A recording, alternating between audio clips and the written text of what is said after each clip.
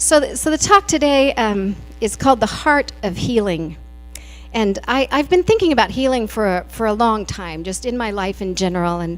And I don't know when exactly, but I decided many years ago that really that's what this is about. That's what we're doing here, is healing. All of us are healing every minute of every day. And as I said in the beginning, we're also healing each other. Every time we look in someone's eyes, every time we smile, every time we touch someone, everything we do, really, we're participating in healing.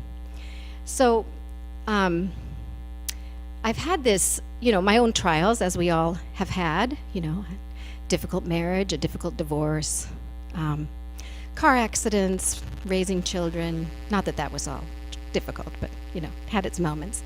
And then a couple of years ago, 2010, from 2010, I think January of 2010 till March of 2011, I had a series of things that left me thinking about Job in the Bible a lot. I lost control of my car on black ice, and 10 days later the position I held at a university was eliminated, from one day to the next. And 10 days later they found a malignant melanoma on my back. And then they found a basal cell carcinoma on my face. And then I had pulmonary embolisms. And then I had ovarian cancer. So that was a series of events. And of course, the cancer led to major surgery and chemotherapy. But it was interesting because throughout all of that, I really, not that I didn't have my moments of despair, certainly I did, but for the most part, I just felt like for some reason, I was being tested, and not in a negative kind of way, but undergoing some kind of transformation. And then towards the end, I think it was about the time of the pulmonary embolisms, I started to feel like I was being prepared for something, which I guess, I'm hoping, was the ovarian cancer and not something else that's coming my way.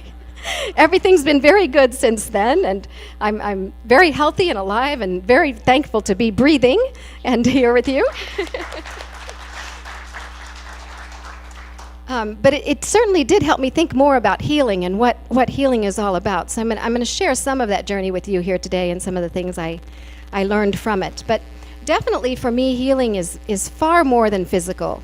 We do all have physical things that happen, and at some point, something's going to get us. That's the way it is. But it goes far beyond healing. And of course, there's emotional healing and spiritual healing and mental healing. And all of those things are linked, and of course they're discovering more and more how much those things are linked. But I really think the most essential healing is the healing that happens within our hearts. And I'm a very serious student of yoga philosophy, so it really influences everything I think about, and I wanted to share a little bit of that with you today.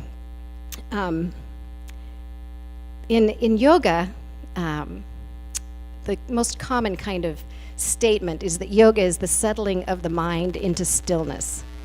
And of course in the Bible it says, "Be still and know that I am God."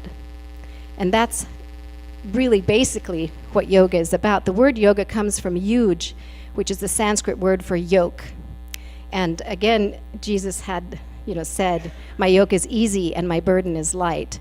And I think what he meant by that is when you find that pathway that is that centering and that divinity within, then life becomes easy. And that is essentially what healing is about for me. So this idea in yoga, the philosophy continues and says that when your mind is in stillness, you can then lift all the veils that are covering your vision, covering the heart, and keeping us from seeing our true divine nature and the brilliance of that true divine nature. So if we can just settle enough, it's all those fears and doubts and uncertainty and hurt and resentment and anger and bitterness and all those things that have accumulated in our lifetime that are clouding our vision. So we're seeing through all those things instead of having some kind of pure vision. And you can think of a lake, that's the wind is blowing across the lake and it's rippling the lake. The water itself is clear, but when it's being rippled, you can't see anything inside the lake. You can only see the surface and all that disturbance that's on the surface. And when it stills, suddenly you can see into the depths way down deep. So this vision of the lake is like what's happening in our minds and in our hearts. There's all this disturbance going on. So how can we learn to settle all that disturbance so that we can see that depth and the beauty that lies within us, which is the divine? So I think when we have this experience of settling into that stillness, then we have a real and deep healing. Then we come to know the God that is within us. And then we have this experience of this brilliant and shining light that we are, that we always are, but we're just not always aware of it. So I want to share a story with you about I had this experience actually at a songwriting workshop where I was teaching, and I met this other teacher. Her name was Amy Fraden, and she was teaching a vocal workshop, amazing vocalist, but it wasn't the usual, bunch of vocal warm-ups and things that happen in vocal workshops. She had this very unique way of teaching. So she would take her students that were in her class, and most of them weren't really singers. They were the kind of people probably who were told, it's better if you just, lip the words and don't really sing. So people who'd, been told a lot of things and were very intimidated by their voices, and they wanted to learn to open up and share their voices. So she had them at the beginning of the class sit in front of the class and sing a cappella by themselves, all alone. Now that would be a frightening experience for all of us, even myself, to have to, people I don't know, and the spot's on you. So she would have them do that, and their voices were very uncertain and very clouded, very timid. And then she would have them pick what she called angels from among the other students in the class. And she would decide how many, depending on what she saw when they sang. So maybe she would tell them to pick 3, and the student would pick from the other students. And then she would place those angels in different places according to what she thought that student needed. So maybe she would have someone be at the feet of the student to help ground them. Or maybe she'd place someone behind their back to help lift and open their chest. Or maybe she'd have them hold their arms out to kind of open things up. And then she'd have the students sing again. And when they sang again, she would tell the angels what to do. And it was amazing. I'd never before witnessed fear literally lifting off of these people, just disintegrating and falling away. And when that happened, the voices that came out of these people were amazing. Brand new, much clearer, beautiful voices.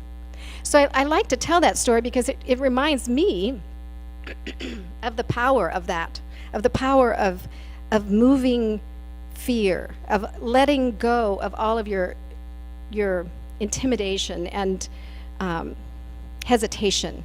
And it also reminds me of what we can do for each other, how we can help each other heal by just being there, by just touching someone in a certain way, and it doesn't necessarily have to be physical, but recognizing in another person what they need and then providing just a little bit of assistance, how far we can come.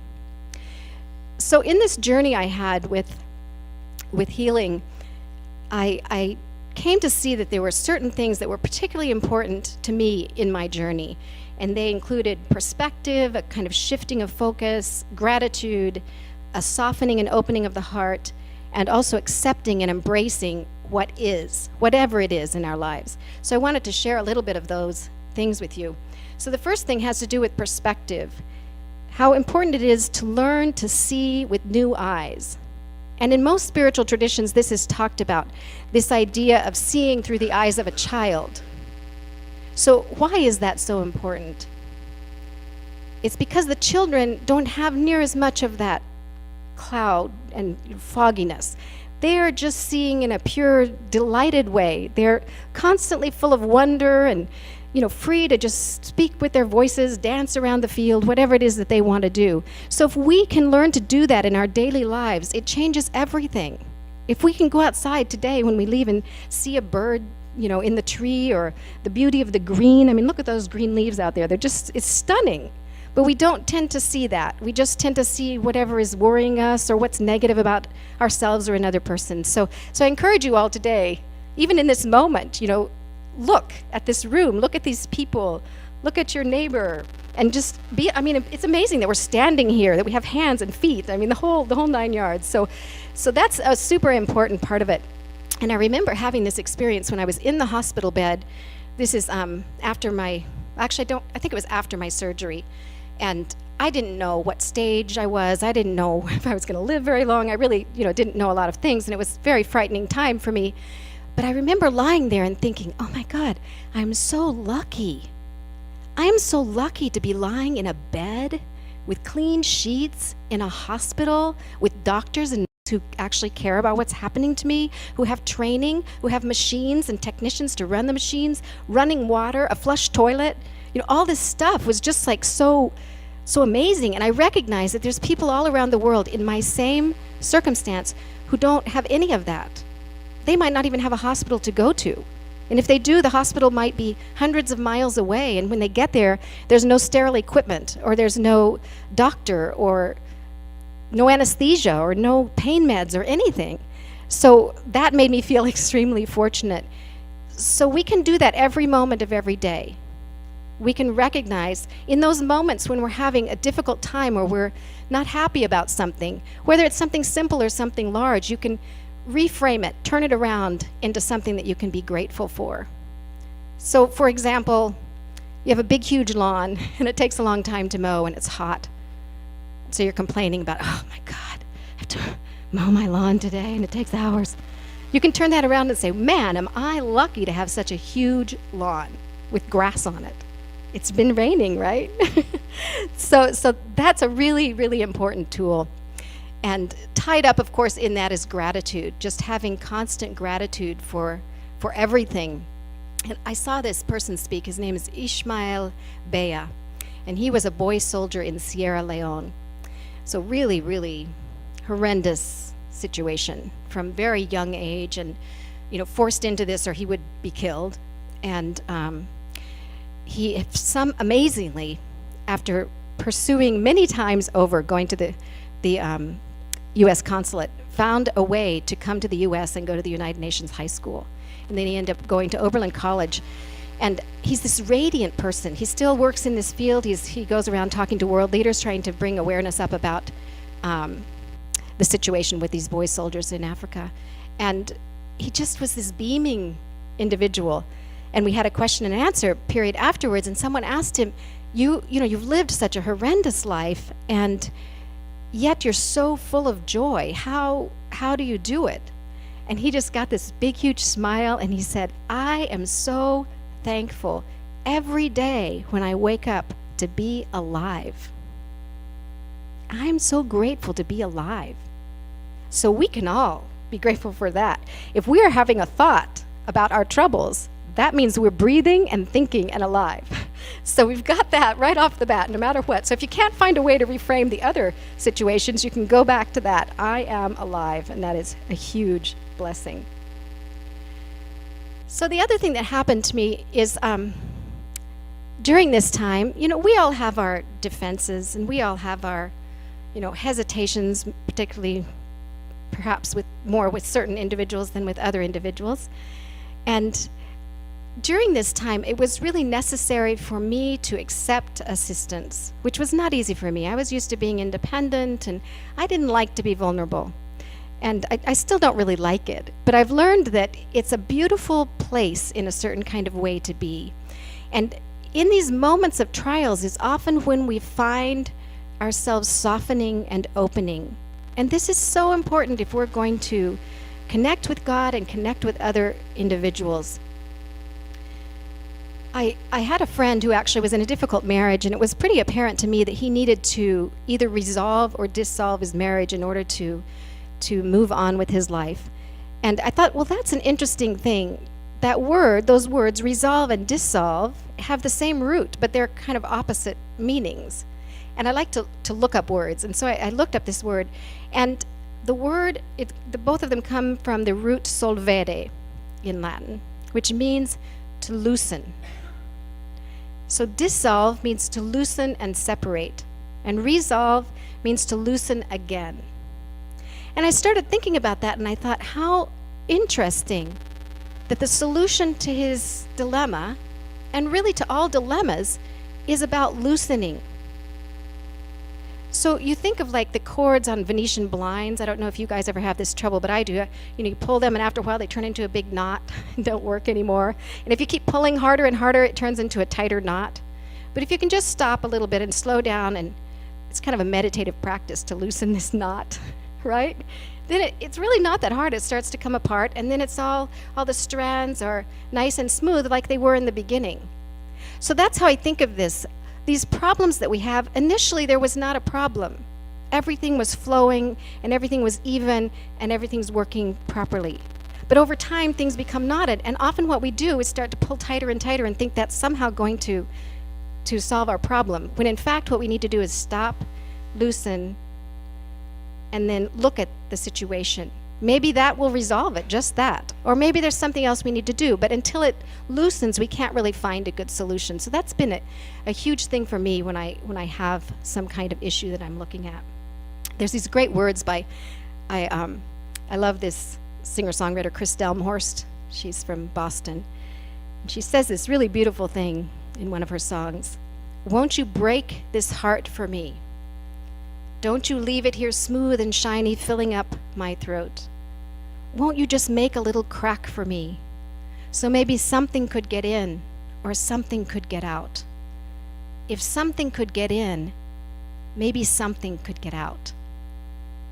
So that's a beautiful image. We think of a broken heart as always this terribly tragic thing, but often when our hearts are broken, we open up. We open up, and when we open, something beautiful can come in.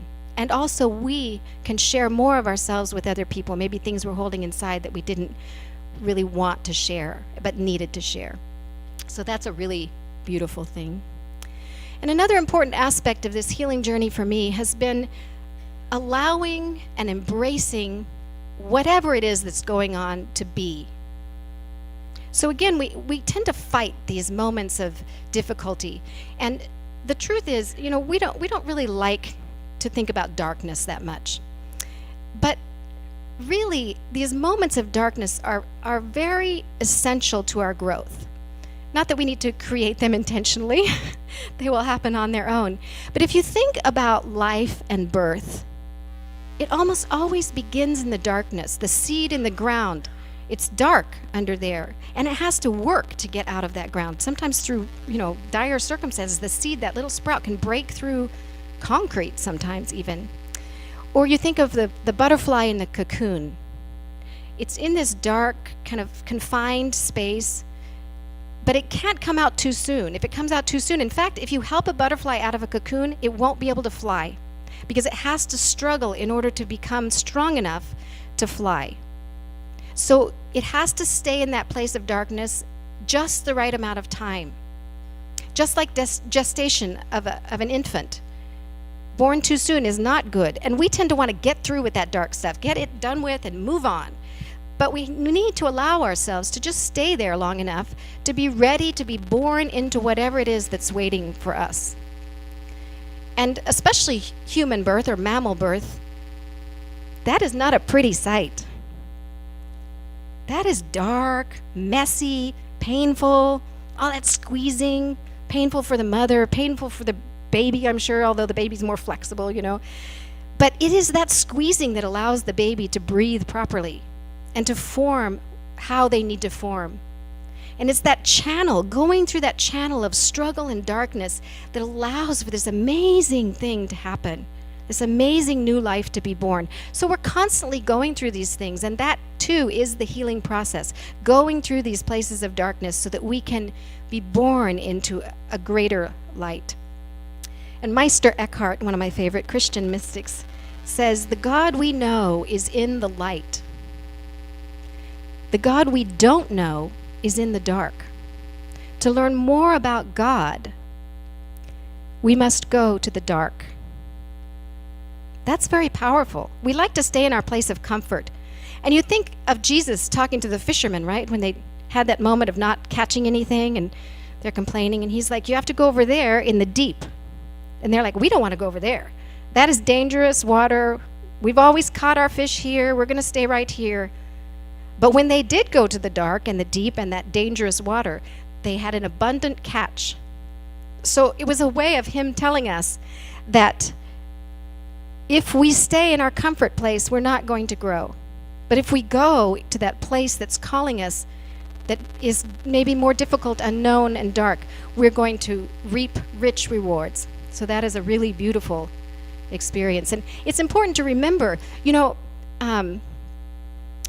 sun is always shining, right? Even when there's clouds and it's a dreary day, it doesn't mean the sun is not shining. It's just shining behind the clouds. So we have to remember that too. When the sun appears not to be shining, when the light appears to have gone dark, really, it's still there. It's just waiting for the clouds to lift, and it will be sunny and bright again. So another favorite songwriter of mine, Peter Mayer, has these lyrics that I just love called "The Longest Night." The night can seem like a lifetime when we're waiting for the sun. So why not sing to the nighttime and the stars up above? Maybe peace hides in a storm. Maybe winter's heart is warm. Maybe light itself is born in the longest night. So we can all remember that the next time we're in that place of darkness. Even in the darkness, there is light. And always there is this unveiling of a deeper, more brilliant light within us. So I'm deeply grateful to be here with you today. I'm grateful for this experience that brought me here, all of it. Without all of that stuff that happened, I wouldn't be here in lots of different ways. I wouldn't maybe be living. I wouldn't maybe be compelled to share what I share now with people. So I'm extremely grateful for it, and I know that I'm quite fortunate to have recovered physical health. But regardless of what is going on with our physical bodies, we can always be healing in our hearts. Thank you so much.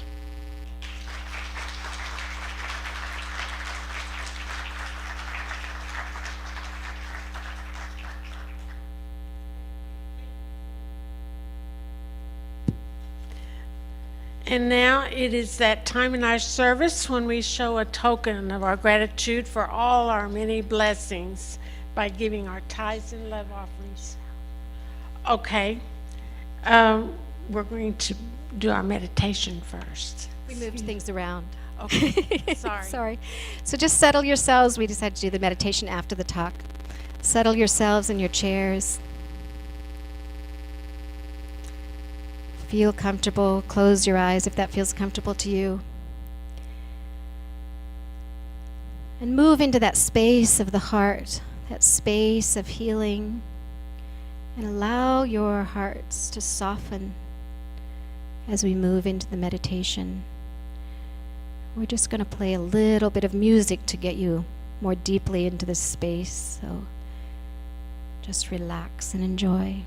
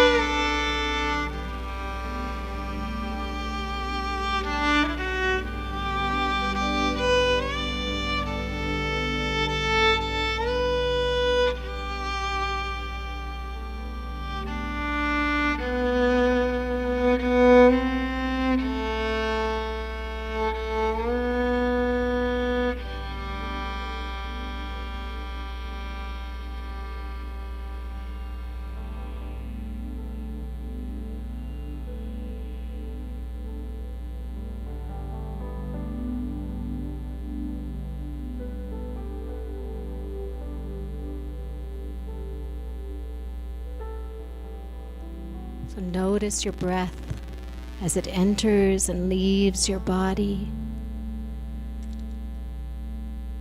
This essence of spirit traveling through you like a golden liquid, softening everything within you, allowing yourself to open to all the beauty and wonder of the world, to feel the closeness to your neighbor, the closeness to spirit, the awareness of the brilliant divinity within you. Breathe into this space of the heart. And as you exhale, let go of all tension and worry, any stress or hesitation melting away from you, until you find a place of complete and utter stillness. And stay in this space as we move into the silence.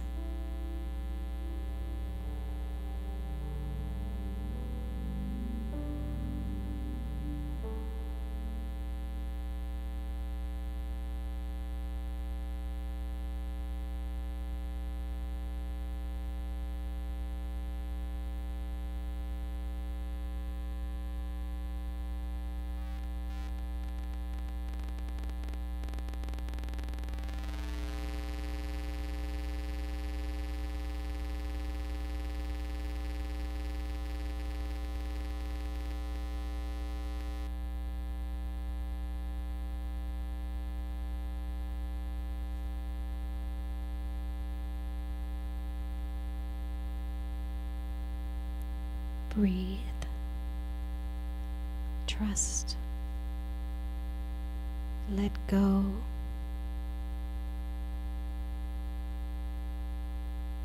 Let the light within you soothe you and heal you, allowing yourself to return to your own peacefulness, to be fully radiant, to share your gifts with the world. Look deep within. You'll find your way. Let all the rest just fade away till you shimmer with a light so fine, all will know you are divine. So as you're ready, go ahead and open your eyes and return to the room, refreshed and renewed in the wonder of this life.